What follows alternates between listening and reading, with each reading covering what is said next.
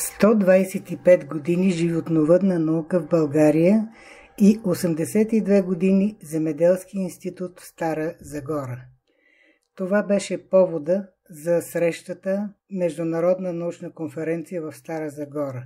Темата на конференцията беше предизвикателствата пред животновъдната наука в условията на глобални климатични промени, която се състоя на 25 и 26 април. Организатор на срещата беше Земеделски институт Стара Загора, а празнично беше отбелязването и на 125 години животновъдна наука в България и на 82 години Земеделски институт Стара Загора. Основното тематично направление, разбира се, беше животновъдството, качеството и безопасност на храните и икономиката. С доклади от научни изследвания участваха наши и чуждестранни учени. Събитието се проведе на 25 и 26 април в хотел Верея, Стара Загора. Земеделски институт Стара Загора си остава основен център на българската животновъдна наука и продължава успешно да се развива и надгражда капацитета си. Всички знаят за професор Стайка Лалева, която упорито подрежда къщичката си в качеството си на директор на института. Звеното е изследователска институция в областта на развъждането, селекцията, съхраняването на генетичните ресурси и храненето на важни групи селско-стопански животни.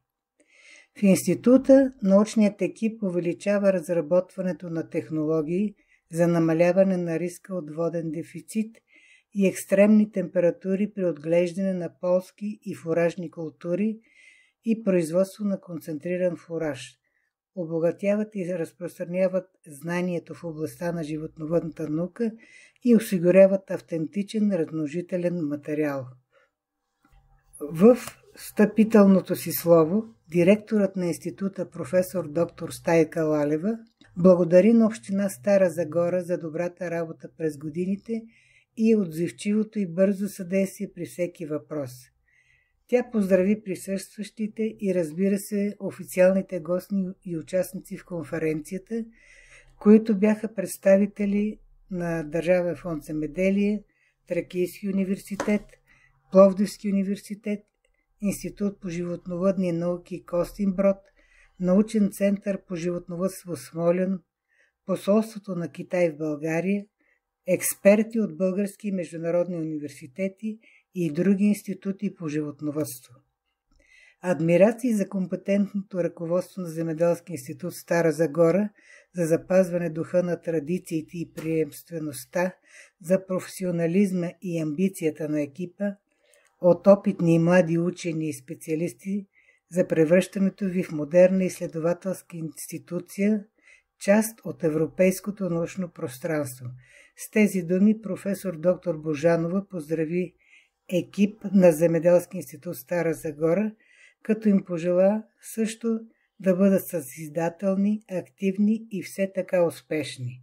Конференцията премина по установения ред от научния комитет, оглавяван от професор доктор на селско-стопански науки Живко Кръстанов, а първи по темата с пленарен доклад предизвикателствата пред животновъдната наука в условията на глобални климатични промени направи презентация професор Мартино Касандро от университета в Падуа, Италия.